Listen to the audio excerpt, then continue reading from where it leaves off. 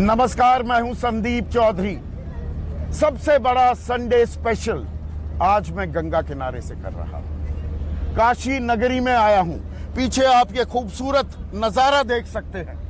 घाट जगमग हैं और एक पुरानी कहावत है, सुबह बनारस शाम अवध, कि बनारस की सुबह वो इतनी हसीन होती है, इतनी मनमोहक होती है, और शाम अवध, अवध की शाम, बस दिल लग जाता है। लेकिन यहां पर दरअसल उल्टी गंगा बह रही है। गंगा किनारे पर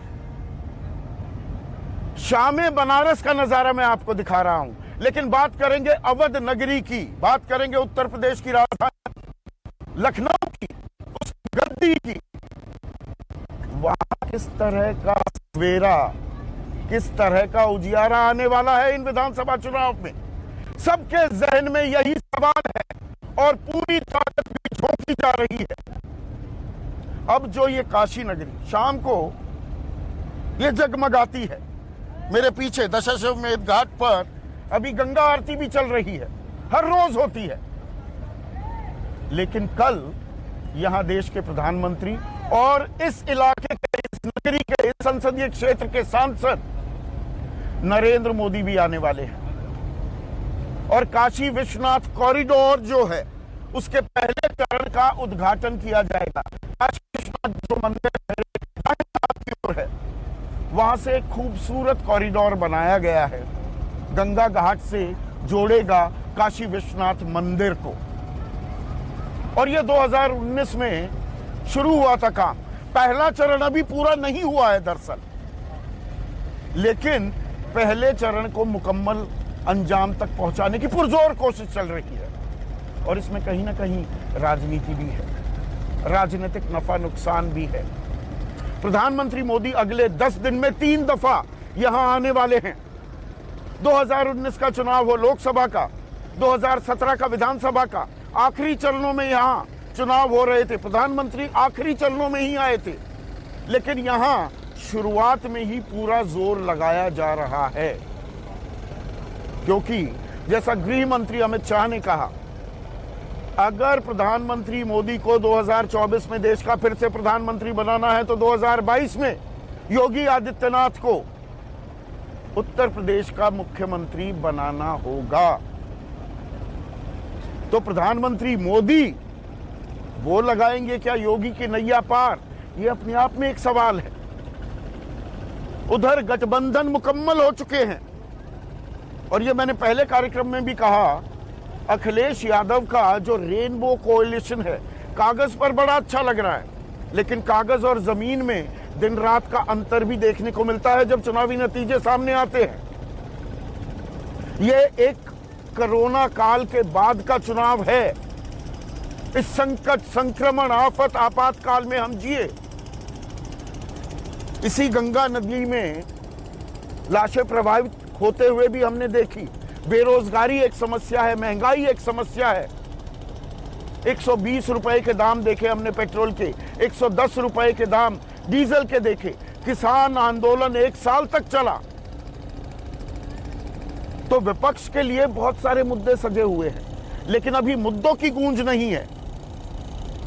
अभी तो सियासी समीकरण, गोटियां सेट की जा रही हैं और साथ ही साथ चुनाव जब उम्मीदवारों का ऐलान होता है तो एक दिशा भी पकड़ते हैं, मुद्दे भी उठने शुरू होते हैं। लेकिन आज की तारीख में उत्तर प्रदेश में कौन आगे है, कौन पीछे, हर कोई अपने कयास लगा रहा है, हर कोई अपने आकलन कर रहा है। और ऐसे में आज का सबसे बड़ा सवाल, यूपी में कौन आगे?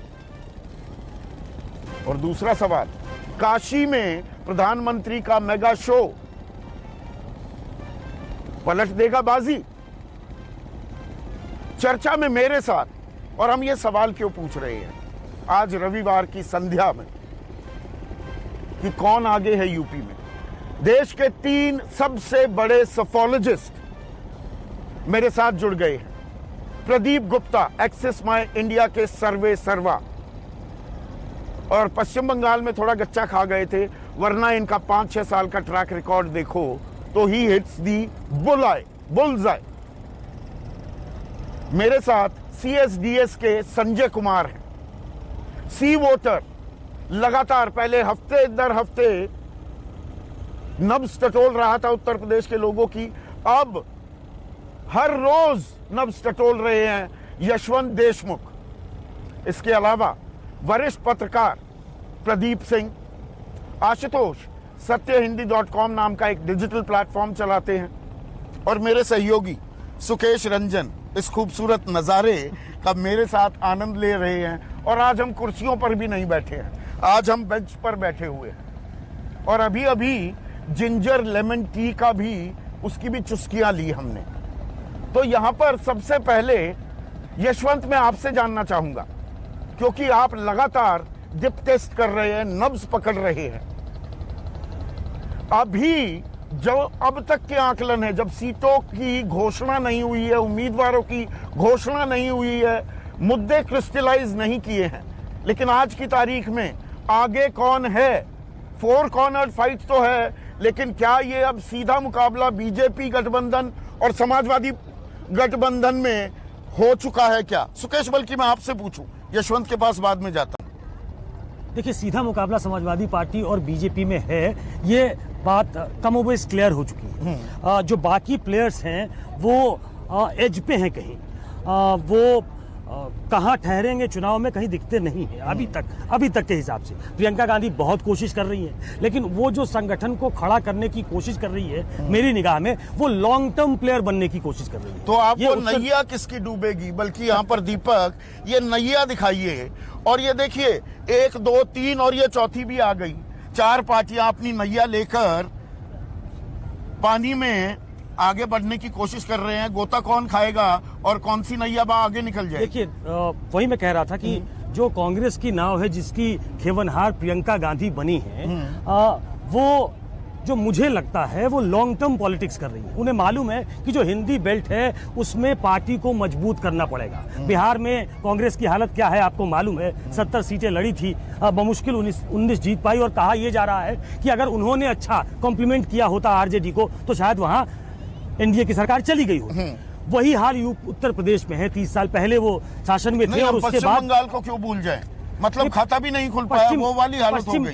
पश्चिम बंगाल में तो पहले लेफ्ट का शासन हटा तो तृणमूल कांग्रेस वहां आ गई। वहां कांग्रेस एक मेजर प्लेयर के तौर पे थी नहीं। ब्रिगेड ग्राउंड पर 28 फरवरी का वो मेगा शो, एक सबसे बड़ी रैली जो की वाम खेमे और कांग्रेस ने की, पर जब नतीजे आए तो 0 बटा लड्डू निकले। तो यहाँ पर यूपी में भी क्या ऐसा रिपीट होता दिख रहा है? जहां बाइपोलर कॉन्टेस्ट आप देखेंगे संदीप, ऐसा ही होगा कि आम लोग आजकल फ्रैक्चर्ड मैंडेट नहीं दे रहे हैं, वो क्लियर मैंडेट देना पसंद करते हैं, और ये लड़ाई को बाइपोलर बना देता है। यहां भी ऐसा लग रहा है कि कांग्रेस अपनी जमीन तलाश रही है।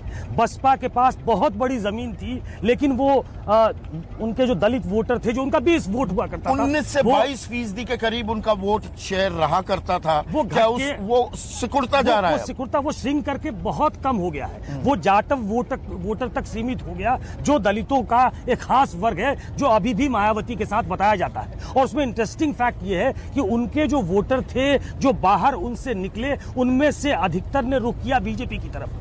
तो ये बीजेपी को एक एक्स्ट्रा एज देता है। और हम आप साथ आ रहे थे आज, और मैं बार बार जब बात करता हूं उत्तर प्रदेश की, बिहार की, या कहीं भी चुनाव की, तो जो लोग मिस आउट कर जाते हैं, या जो लोग शायद नहीं बताते हैं ये बात, और पॉलिटिकल पार्टी शायद नहीं समझ पाती है, वो सबसे बड़ा फैक्टर बेनिफिशियरी फैक्टर है। वो जो सीधा बीजेपी अपना वोटर जिनको समझती है, तो जो ड्राइवर हमारे साथ थे, जिन लोगों से हमने बात की, उन्होंने कहा कि जिनको घर मिल गया है, जिनको शौचालय मिल गया है, जिनको अनाज मिल रहा है, वो डायरेक्ट बेनिफिशियरी हैं संदीप। तो वो सीधे बीजेपी की तरफ अपना रुख करते हैं। पर तो मायावती के संक्रमण काल था, ये बेरोजगारी लगातार, और उत्तर प्रदेश में 10% से ज्यादा बेरोजगारी। अभी मल्टी पॉवर्टी इंडेक्स आया है, मल्टी डायमेंशनल पॉवर्टी इंडेक्स 70.5 37% जनता उत्तर प्रदेश की, आप कितने भी दावे कीजिए हमने अव्वल प्रदेश, नंबर 1 प्रदेश बना दिया, 37.5% आबादी गरीबी रेखा से नीचे है। क्या ये अपने आप में एक चिंता का सबब बन सकता है चुनाव में? इसी फैक्ट को आगे बढ़ा देता हूँ। 50% आबादी बिहार की गरीब है, 52%, और उन्होंने नीतीश कुमार को फिर से जिता दिया।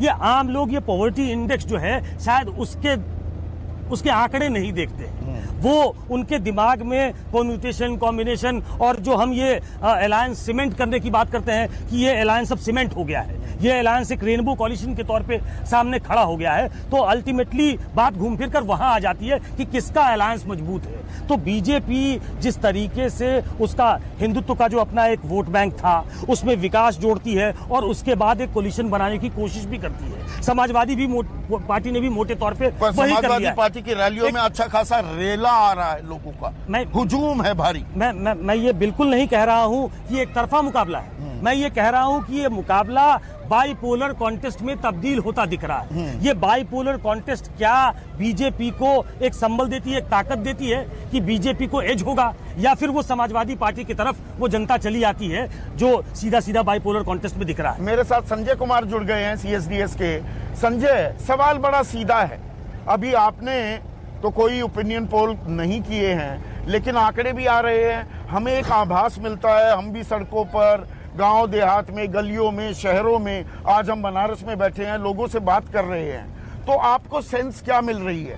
पहली बात जिसकी तस्दीक कर रहे हैं यहाँ पर सुकेश, वो ये कि अब सीधा मुकाबला होने वाला है, बाइपोलर कॉन्टेस्ट है ये बीजेपी और समाजवादी पार्टी के बीच अपने घटकों के साथ। और आगे कौन दिखाई दे रहा है, क्या ये पूछना या वो नब्ज टटोलना अभी भी उतना ही उचित है जितना कि उम्मीदवारों की घोषणा हो जाए, कुछ परफेक्ट हमारे पास पोल्स के नतीजे आने लगे?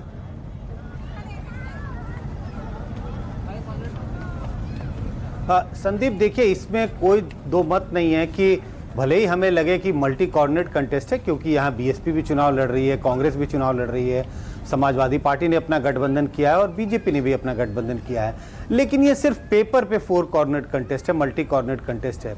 असल बात तो यह है कि यूपी का चुनाव बिल्कुल आमने सामने, एक तरफ समाजवादी पार्टी और वो उसका गठबंधन है, तो दूसरी ओर बीजेपी और उसके गठबंधन सहयोगी दल खड़े दिखाई पड़ते, तो बिल्कुल बाइपोलर कंटेस्ट है। संजय, आपकी आवाज साफ नहीं आ रही। अब रहा सवाल कि इस बाइपोलर कंटेस्ट में हाँ, मैं कह रहा हूं अब लग रहा है कि इस बाइपोलर कंटेस्ट में आगे कौन है। संजय बोलिएगा कुछ, सोचने की क्योंकि बात मैं है, भी तरह आपको तरह ढंग से के सुन नहीं तमाम पा रहा। बातें हो रही हैं, लोग तमाम तरह के ओपिनियन। मैं कह रहा हूं कि नहीं, संजय का ऑडियो थोड़ा पहले दुरुस्त कीजिएगा। हम चर्चा अभी यही की रखते हैं, संजय की आवाज नहीं आ रही है। मेरे पास संजय की आवाज वैसे सही आ रही है। सही आ रही है जी, मेरे पास सही आ रही है। वो इस बात की तस्दीक कर रहे हैं कि कागज पे वो मल्टी कॉर्नर कॉन्टेस्ट दिखे, लेकिन हकीकत ये है कि वो बाइपोलर कॉन्टेस्ट ही हो रहा है। ये मुझे आवाज सुनाई दे रही है। चलिए संजय, आप अपनी बात जारी रखिए। देखिए, बाइपोलर कंटेस्ट ही है, लेकिन अब सवाल ये है कि इस बाइपोलर कंटेस्ट में आगे कौन दिखाई पड़ता है। हमने सचमुच सीरियसली इसमें कोई ओपिनियन पोल नहीं किया है, तमाम लोग ओपिनियन पोल कर रहे हैं, वो आंकड़े भी सामने आ रहे हैं, लेकिन अब मैं उन आंकड़ों को देख रहा हूं गौर से। लेकिन अगर उसको नहीं भी देखता तो मेरा अपना तजुर्बा, अनुभव या जो लोगों से बातचीत कर रहा हूं उसके आधार पर मैं स्पष्ट कह सकता हूं, इस बाइपोलर कंटेस्ट में बीजेपी मुझे भी अभी आगे दिखाई पड़ती है। टक्कर है, समाजवादी पार्टी ने जो गठबंधन बनाया है उसके हिसाब से समाजवादी पार्टी बीजेपी को टक्कर दे रही है, लेकिन क्लियरली मुझे दिखाई पड़ता है बीजेपी इस गठबंधन, इस चुनाव में अभी आगे दिखाई पड़ती है। और मैं इस बात पर स्ट्रेस दे रहा हूं, इस बात पर जोर दे रहा हूं, ये आज की स्थिति है। चुनाव में अभी भी 2-3 महीने बाकी हैं, चुनाव में अभी भी 2-3 महीने बाकी हैं, उम्मीदवारों के नामों की घोषणा होगी, चीजें कैसे बदलेंगी ये कह नहीं सकते, लेकिन आज की स्थिति में बीजेपी मुझे आगे दिखाई पड़ रही है। मैं नक्शल में बता दूं, जो मैं सुन पा रहा हूं संजय जी को, वो कह रहे हैं कि आज की तारीख में जो 2 मुख्य बिंदु उन्होंने रखे हैं कि आज की तारीख में बीजेपी आगे दिखाई देती है, लेकिन अभी इट्स टू अर्ली टू से। 2-3 महीने चुनाव में बाकी हैं, तो वो कैसे फोल्ड आउट करता है, कैसे पैन आउट करता है, ये अभी देखना बाकी है। आज की तारीख में अगर आप देखें तो समाजवादी पार्टी पीछे है, बीजेपी आगे है। तो ऐसे में संजय, जो प्रधानमंत्री मोदी जोर कर रहे हैं 2017-2019, आप मुझसे बेहतर जानते हैं कि आखिरी चरणों में चहलकदमी की थी, फिर लगातार प्रधानमंत्री मोदी के बम्पर दौरे करवाए गए थे। यहां पर काशी में प्रधानमंत्री का आना 10 दिन में 3 दफा वो आने वाले हैं। ये किस रणनीति की ओर या किन संकेतों की ओर इशारा हो रहा है?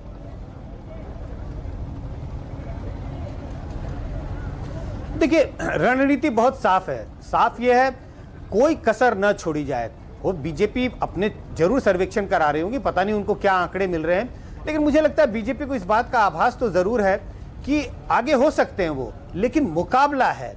समाजवादी पार्टी ने जिस तरह का गठबंधन बनाया है, उससे बीजेपी का जो lower OBC, non Yadav OBC vote है, उसमें सेंध मारी की पूरी गुंजाइश है। समाजवादी पार्टी इस बात में सक्षम दिखाई पड़ती है कि वो बीजेपी के लोअर ओबीसी वोट में सेंधमारी करे। ऐसी स्थिति में बीजेपी का वोट तो नीचे गिरेगा। बीजेपी की कोशिश है कि कोई इफ्स एंड बट्स को न छोड़ा जाए और शुरुआती दौर से ही बढ़त बनाई जाए। इसी वजह से प्रधानमंत्री, गृह मंत्री अमित शाह और जेपी नड्डा और तमाम तरह के बड़े नेता शुरू से ही प्रचार कर रहे हैं, शुरू से ही जोर लगाया जा रहा है, जिससे शुरुआती दौर में ही बढ़त बने और एक ऐसा माहौल बन जाए कि समाजवादी पार्टी टक्कर दे रही है लेकिन जीत तो बीजेपी रही है। क्योंकि चुनाव में माहौल का बहुत असर पड़ता है। एक जैसा आप परसेप्शन बना पाते हैं, उससे चुनाव में इस माहौल का चुनाव में लोगों के वोट देने पर असर पड़ता है। खासकर जो स्विंग वोटर होते हैं, जो आखिरी वक्त तक इंतजार करते हैं, उनके वोट देने का इन बातों पर असर पड़ता है।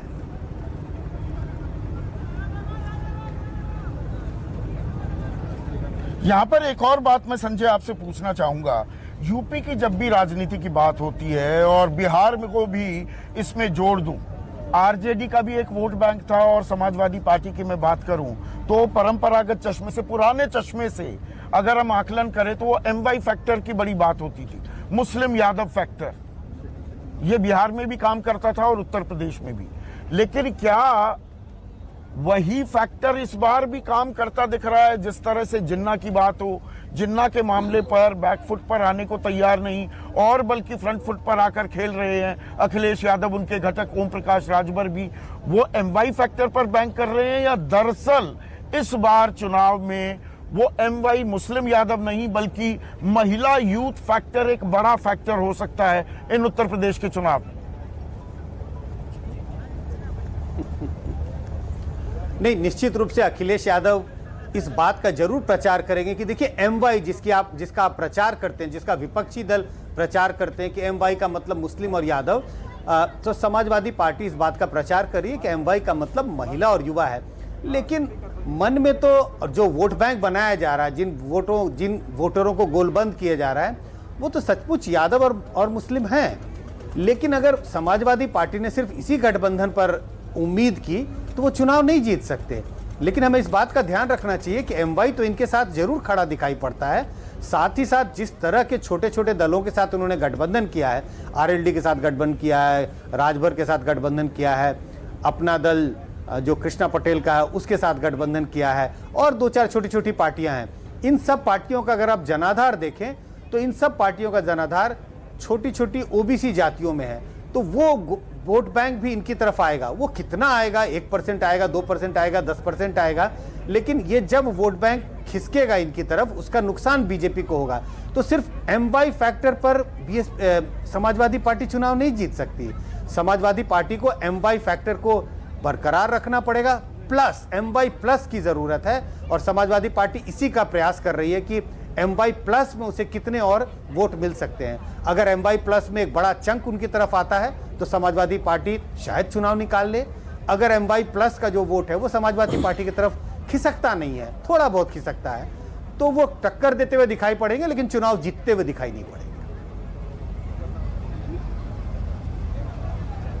तो मतलब आप ये कह रहे हैं सोशल इंजीनियरिंग जो की है उत्तर प्रदेश में बीजेपी ने 2014, 2017, 2019 के चुनाव में, उसमें अगर सेंधमारी करती है तो दिक्कत का सबब हो सकता है बीजेपी के लिए, अगर ये सेंधमारी समाजवादी पार्टी करती है। वरिष्ठ पत्रकार प्रदीप सिंह भी हमारे साथ जुड़ गए हैं। प्रदीप जी, पहला सवाल बिल्कुल अभी सीधा है और मैं आपसे भविष्यवाणी करने की बात नहीं कर रहा हूं, ना मैं आपसे सेफोलॉजी की बात कर रहा हूं, पर एक ऐसे पत्रकार होने के नाते जो यूपी की नब्ज पकड़ना जानते हैं, अभी जो संकेत हैं, शुरुआती संकेत, सीधा मुकाबला ये सब मान रहे हैं, अभी कौन आगे है और उसकी वजहें आपको क्या दिखती हैं? नहीं संदीप जी, जो अभी संजय जी ने बात कही शुरू में कि ये बाइपोलर कंटेस्ट है, पहले भी ये बात कही गई, सुकेश ने भी कहा, मैं भी मानता हूं कि ये सीधे सीधे तौर पर बाइपोलर कंटेस्ट है। ये मुकाबला भाजपा और समाजवादी पार्टी के बीच में हो रहा है, इसमें कोई दो राय नहीं। लेकिन आप ये देखिए कि आप याद कीजिए 2019 का इलेक्शन, वो भी बाइपोलर था। सीधा मुकाबला जो है महागठबंधन और बीजेपी के बीच में था। उस समय जो सोशल कोalition था बीजेपी के खिलाफ, आज की तुलना में ज्यादा बड़ा था, क्योंकि उसमें मायावती की पार्टी बहुजन समाज पार्टी। तो इसलिए मैं कह रहा हूं कि क्या होगा, ये आप कह रहे हैं कि भविष्यवाणी नहीं करने को कह रहा हूं, मैं कर भी नहीं रहा हूं और कर भी नहीं सकता, मैं ज्योतिषी नहीं। लेकिन जो अब तक हुआ है, देखिए मोदी ने पिछले 7 साल में एक एस्पिरेशनल क्लास तैयार किया है, जो केंद्र सरकार की, राज्य सरकार की योजनाओं का लाभार्थी है, जिसका जिक्र शुरू में जो है सुकेश ने किया। तो वो जो है उसके जीवन में सचमुच बदलाव आया है। ये वायदा नहीं है। दो तरह की चीजें होती है, एक उम्मीद होती है, ये उम्मीद दिला रहे हैं कि हम आएंगे तो हम ये करेंगे।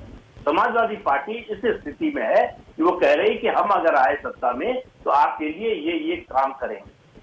लेकिन बीजेपी कह रही है हमने तो करके दिखाया है। तो इसलिए उस पर भरोसा मुझे लगता है कि ज्यादा होगा जिसने परफॉर्म करके दिखाया है। दूसरा, पिछले 4.5 साल में समाजवादी पार्टी ने चाहे सोशल कोalition बनाने का मामला हो और चाहे जो है और कोई संगठन का मामला हो, उसमें कोई बड़ा काम किया हो, परिवर्तन दिखाई दे, ऐसा लगता नहीं। सारे उम्मीद समाज जी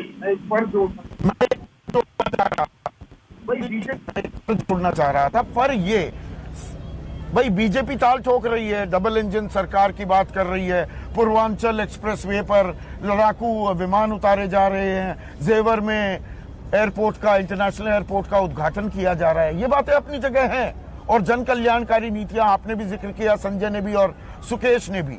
लेकिन हकीकत यह भी है कि हम एक कोरोना काल से उबर रहे हैं, बेरोजगारी की मार हमने झेली है।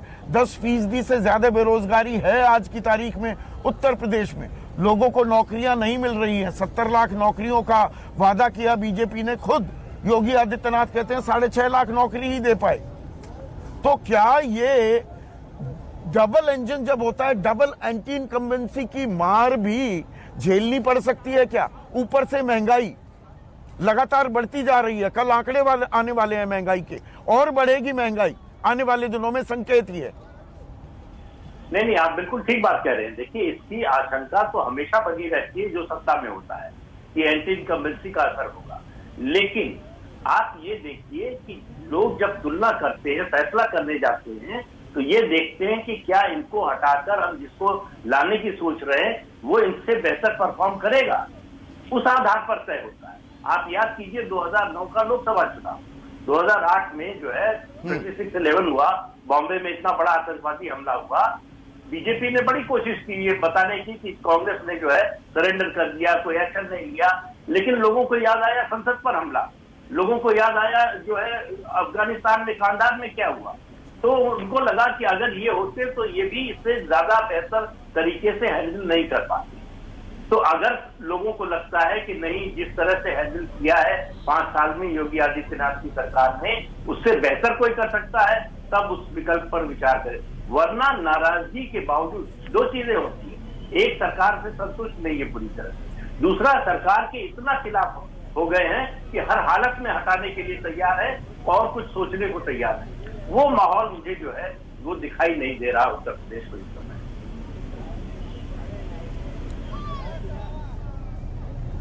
हमारे साथ आशुतोष भी जुड़ गए हैं, सत्यहिंदी.com नाम का डिजिटल प्लेटफॉर्म चलाते हैं। आशुतोष, आपकी निगाह में अभी यूपी में बीजेपी आगे है या समाजवादी पार्टी आगे?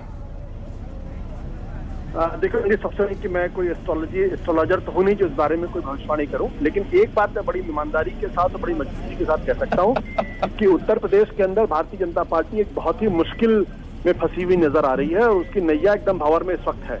अब वो डूबती है या किनारे पहुंचती है, ये तो अभी 2-3 महीने के चुनाव के दौरान पता चलेगा। बात बहुत स्पष्ट है। पहली बात यह है कि 2017 मैं आपको बीच में थोड़ा सा चिढ़ाना चाहूंगा। नैया की फिर से बात की, आशुतोष आपने नैया की बात की, तो अविनाश जरा यहाँ पर देखिए, गंगा किनारे मैं और सुकेश बैठे हैं, आशुतोष, और नैया का नजारा भी दिखा दूं। मैं थोड़ा आपको जलाना भी चाहता हूं कि आप दिल्ली में नोएडा में बैठे हैं और हम यहाँ बनारस नगरी में बैठे हुए आपसे बात कर रहे हैं। आप बात जारी रखिए। उनके घर के नजदीक है। और आपके घर के नजदीक, मिर्जापुर से दूर नहीं। बात जारी बनारस तो मेरा जन्म स्थान है, इसलिए बनारस मुझे बहुत प्रिय भी है। और लेकिन जो आज की तारीख उत्तर प्रदेश के अंदर है, मतलब मुझे ऐसा साफ तौर पर नजर आ रहा है कि भारतीय जनता पार्टी की स्थिति बहुत कमजोर इस वक्त दिन पर दिन कमजोर बनती नजर आ रही है। समाजवादी पार्टी गेन कर रही है, लेकिन क्या समाजवादी पार्टी ने इतना गेन कर लिया है कि वो भारतीय जनता पार्टी को हरा सके? अभी उस बारे में कोई भी टिप्पणी करना बहुत जल्दबाजी होगी। 2-3 चीजें बहुत स्पष्ट है और मैं बहुत माइक्रो एनालिसिस में नहीं जाता हूं, मैं साफ तौर पर जो राजनीतिक परिदृश्य है उसको देखने की कोशिश कर रहा हूं।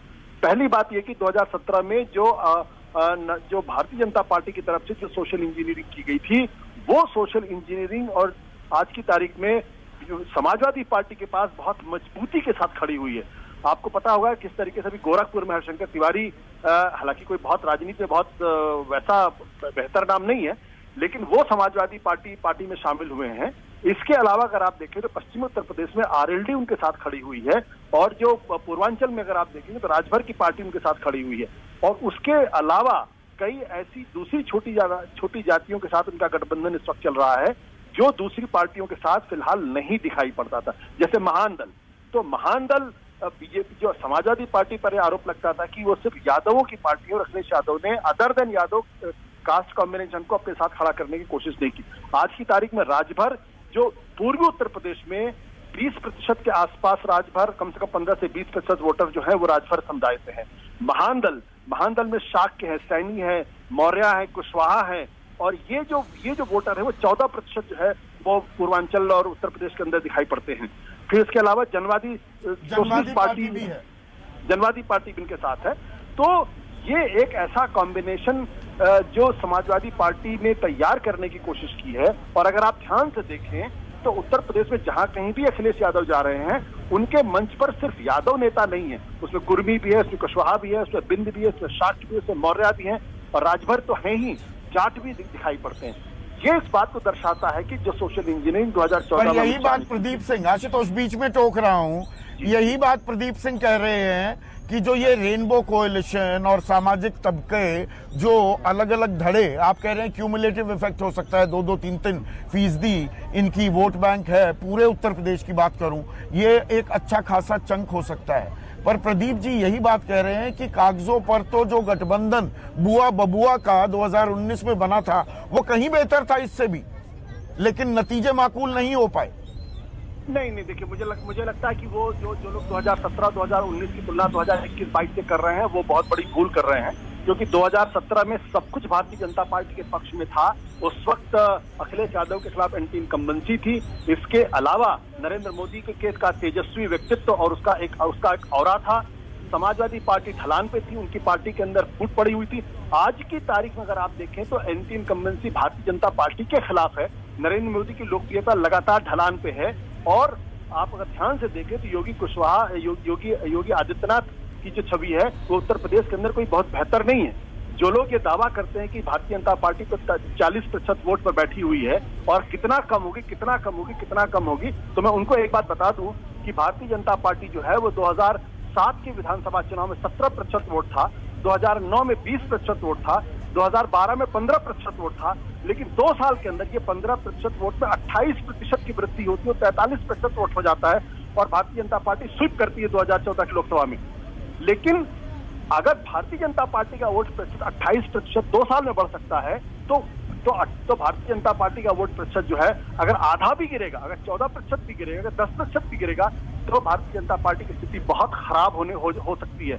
तो जो लोग इस आंकड़े में आते कि इतना प्रतिशत उसका वोट है, कितना गिरेगा, और समाजवादी पार्टी आप ये बात कर रहे हैं संजय से मैं इसकी थोड़ी तस्दीक कराना चाहूंगा। 1 मिनट आशुतोष।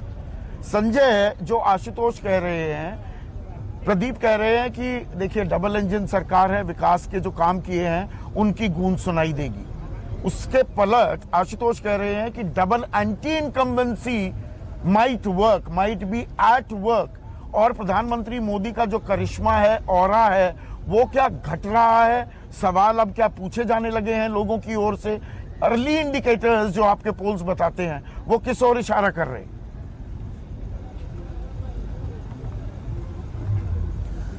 नहीं, आशुतोष जिन बातों का जिक्र कर रहे थे कि जो लोग मानते हैं कि 40% वोट है, कितना गिरेगा, 8%, 10%, क्यों नहीं 14% गिर जाएगा?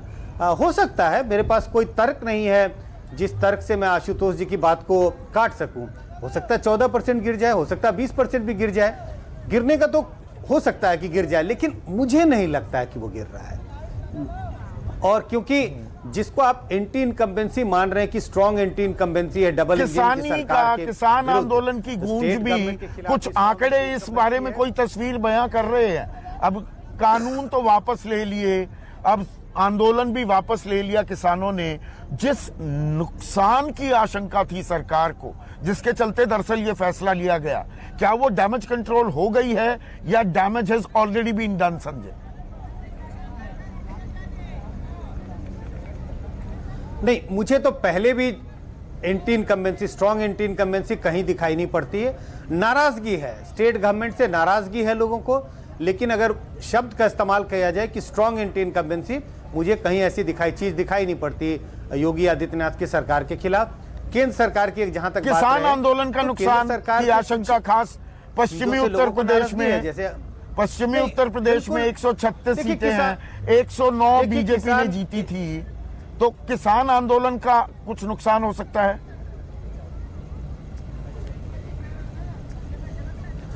अगर किसान आंदोलन वापस नहीं होता, अगर ये कानून वापस नहीं होते, तो बीजेपी को पश्चिमी उत्तर प्रदेश में भारी नुकसान की गुंजाइश पूरी थी।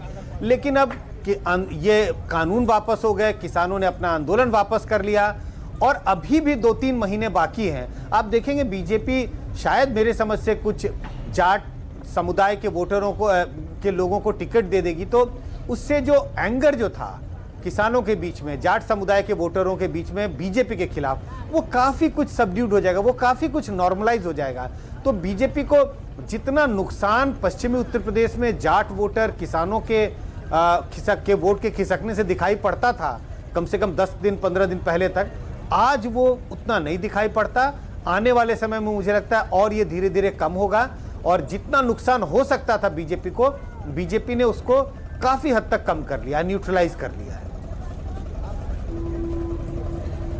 डैमेज कंट्रोल कर लिया है क्या बीजेपी ने, या दरअसल जो किसान गए हैं, संदेशा ये गया है कि 7 साल में किसी ने अगर मोदी सरकार को झुकाया है तो वो किसानों ने ही झुकाया, और सरकार जो कानून लेकर आना चाहती थी वापस लेने पड़े, वो जहर का प्याला किसानों ने कबूल नहीं किया। ये दरअसल सरकार की हार है, और अब एमएसपी पर क्या होता है क्या नहीं होता उसे किसान देखेंगे। पर एक बीजेपी की छवि की, ये तो किसान विरोधी पार्टी है, वो क्या धीरे धीरे चस्पा होती जा रही है? देखिए, वो क्रीपिंग कर गई है कि नहीं कर गई है, कहना थोड़ा जल्दबाजी होगी। वो एक लैंडस्लाइड था, 136 सीटों में 109, ये लैंडस्लाइड विक्ट्री होती है संदीप।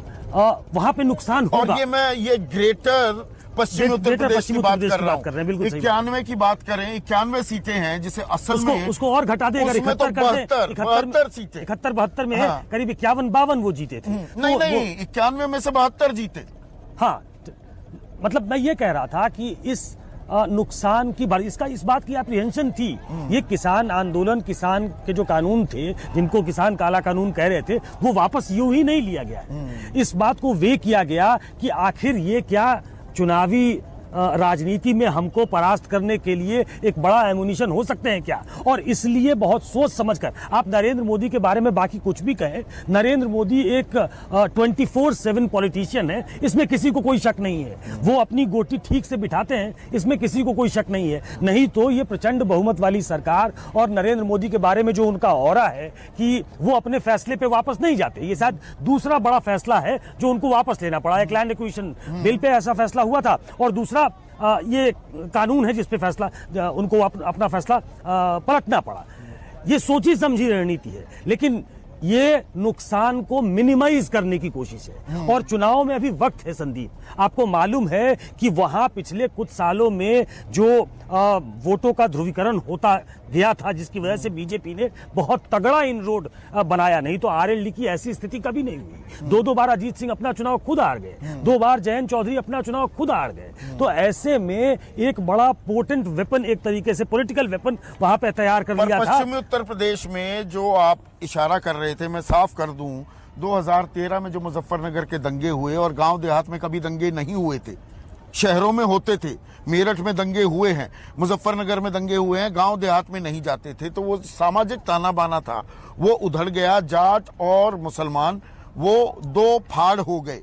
तो आज की तारीख में आरएलडी जो जाट वोट बैंक पर काफी बैंक कर रही है, और समाजवादी पार्टी जिसके साथ साफ दिख रहा है कि सब मुसलमान जाने वाले हैं, अगर ये दोनों जुड़ जाते हैं तो खतरे की घंटी पश्चिमी उत्तर प्रदेश जुड़ ही में गए हैं। ये बड़ा क्लेवर कॉम्बिनेशन बनाने की कोशिश हुई है। और हमको, आपको सबको मालूम है कि जो सीटें तय की जा रही हैं, उसमें ऐसी सीटें तय की जा रही है कि जो मुस्लिम बाहुल्य सीटें हैं, जो कि काफी हैं वेस्टर्न यूपी में, वहां से कोई आरएलडी का उम्मीदवार खड़ा होगा, और हो सकता है उम्मीदवार सपा का हो, लेकिन झंडा जो होगा, जो निशान जो होगा, वो आरएलडी का होगा। तो लेकिन ये बातें पब्लिक डोमेन में आ जाती है, तो ये कहीं ना कहीं हॉन्ट करता है। और ये बड़ा लॉन्ग, बहुत डीप पेनिट्रेशन हो गया था। क्या बीजेपी उसको उकेरना चाहेगी, उसको उधेड़ना चाहेगी, ये याद कराना चाहेगी, और साथ में ये भी याद कराना और चाहेगी। वो याद कराने से वो जख्म क्या कुरेदे जाएंगे या वो भर गए हैं, ये भी एक अहम चुनावी नतीजों से एक अहम आकलन सामने आने वाला है। 3-1 महीने का वक्त है। हाँ। देखिए वहां कौन कौन नेता जाते हैं, किन के हाथ में कमान होती है,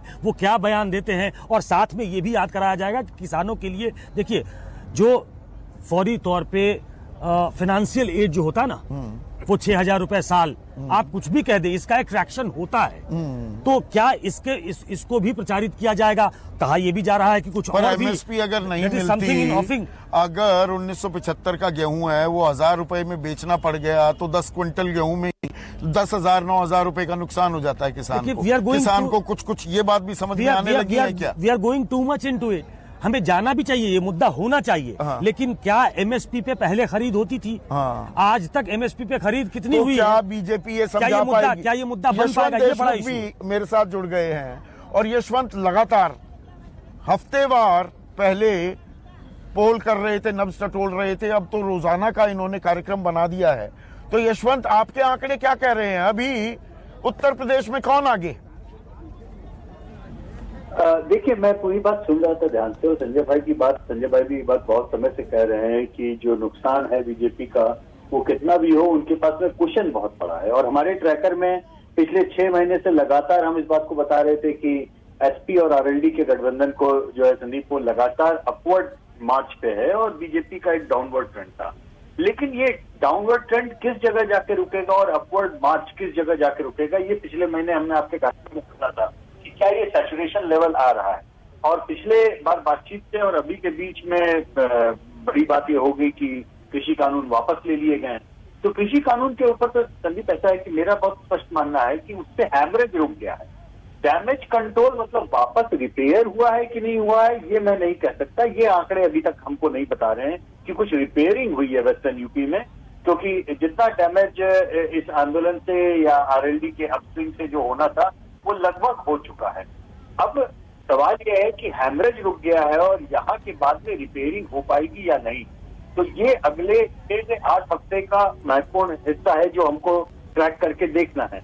लेकिन इतना जरूर मैं आपको बता सकता हूं अपने आंकड़ों से कि बीजेपी का जो डाउनवर्ड ट्रेंड था, जो 49% पे जो लोकसभा चुनाव के समय छूटा था, वहां से घटते घटते घटते लगभग एक बार 39% तक पहुंच गया था, 10% घट के, और अभी तकरीबन 40% के आसपास पिछले 2-3 हफ्ते से वो स्टेबलाइज है। दूसरी तरफ 20-21% से समाजवादी पार्टी का और उनके गठबंधन का जो ग्राफ ये शुरू हुआ, वो बढ़ते बढ़ते एक समय तक लगभग 34% तक पहुंच गया था और अभी लगभग 33 के आसपास जो है स्टेबलाइज है। तो प्रॉब्लम यहाँ पे अपोजिशन के लिए दो है। एक तो ये संदीप की बीजेपी का ग्राफ 40 से नीचे आता हुआ अभी फिलहाल नहीं दिख रहा है, और सपा आरएलडी का जो गठबंधन है उसका ग्राफ दरअसल जो 33% भी पहुंचा है संदीप, उसमें 3.5-4% का जो जोर है वो एक्चुअली में आरएलडी के सपोर्ट बेस का जाट मतदाताओं का जोर ज्यादा लगा पश्चिमी उत्तर प्रदेश में। लेकिन खुद उनकी जो सपोर्ट बेस का सैचुरेशन है वो अब इसके ऊपर नहीं जा रहा है।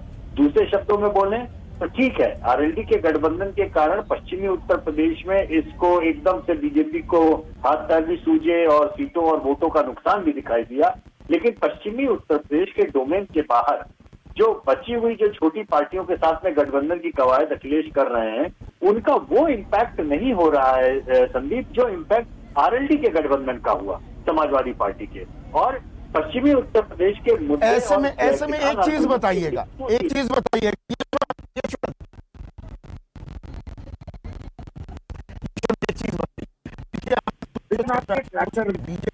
हम कांग्रेस और बीएसपी को टोटली राइट ऑफ कर दें, 10 से भी कम सीटें आने वाली है, या घटती ताकत के साथ भी बीएसपी किसको नुकसान पहुंचाती है, किसको फायदा पहुंचाती है, ये आकलन भी करना जरूरी होता है। फर्क कीजिए, बीएसपी अपने परंपरागत 19 से 22% वोट से घटकर 10 आ जाती है या सिंगल डिजिट में आती है या 12-13 होती है, तो उसका वोटर किसके पास जाए? वो के पास जाएगा कि समाजवादी के पास जाएगा? देखिए, बहुजन समाज पार्टी अब इस समय आर्ग्यूबली अपने लोएस्ट एप पे है संदीप। इस समय उनके पास में उनकी कोर कॉन्स्टिट्यूंसी, कोर वोट यानी जाटव वोट बचा हुआ है। अब एक बात समझ लीजिए, आप भी जमीन की राजनीति और हिसाब किताब अच्छे से समझते हैं कि बाकी सारे वोट बीएसपी खो सकती है, लेकिन कम से कम जाटव मतदाताओं पे उसकी पकड़ कम नहीं होती, नंबर 1। और अगर जाटव मतदाताओं पे खुदा न खास्ता उनकी पकड़ कम हुई तो कम से कम जाटव मतदाता समाजवादी पार्टी के खाते में तो कतई जाते हुए मुझे कहीं से नहीं दिख रहा है।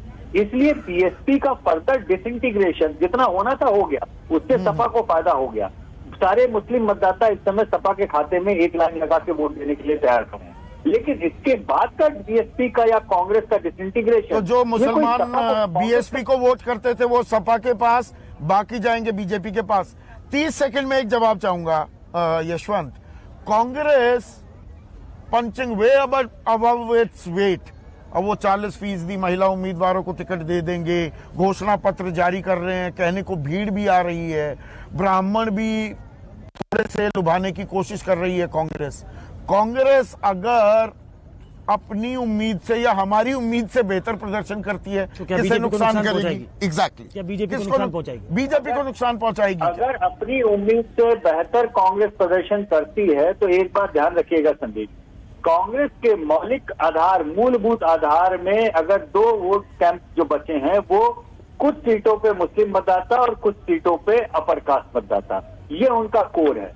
अगर यहां से कांग्रेस, अच्छा कांग्रेस ने 4% से शुरुआत की थी, अभी 7-7.5% तक वो पहुंचे हैं। प्रियंका गांधी को इतना श्रेय दूंगा कि करीब 3-1% उन्होंने इजाफा कांग्रेस ने किया, लेकिन अब इसके आगे उनका भी ग्राफ नहीं बढ़ रहा है। अगर यहां से ग्राफ बढ़ता है तो ये मान के चलिए कि कांग्रेस किसी केवल एक पार्टी को नुकसान नहीं करेगी, कांग्रेस का बढ़ना एक दुधारी तलवार है, वो अलग अलग सीट पर कहीं पर बीजेपी और कहीं पर सपा को नुकसान करेगी।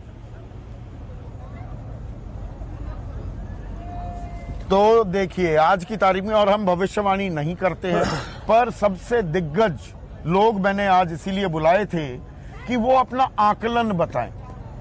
हम भविष्यवाणी नहीं कर रहे हैं, अभी बहुत कुछ बदलना बाकी है, अभी मुद्दे क्रिस्टलाइज करेंगे, टिकटों का ऐलान होगा, उसमें भी बड़ा घमासान होता है, कौन नाराज कौन खुश। तो ये तस्वीर आज की तारीख में हम बता रहे हैं। एक बात साफ है कि सीधी टक्कर है समाजवादी और बीजेपी में, बीजेपी को नुकसान होता दिख रहा है, पर इतना नुकसान नहीं कि अभी सत्ता डगमगा जाए। लेकिन कहते हैं राजनीति में a week is a long time, कई बार तो एक रात भी बहुत भारी पड़ जाती है किसी किसी पर। बनारस की इस शाम के साथ और इस नज़ारे के साथ आज बस इतना ही। नमस्कार। नमस्कार, मैं हूं मानक गुप्ता।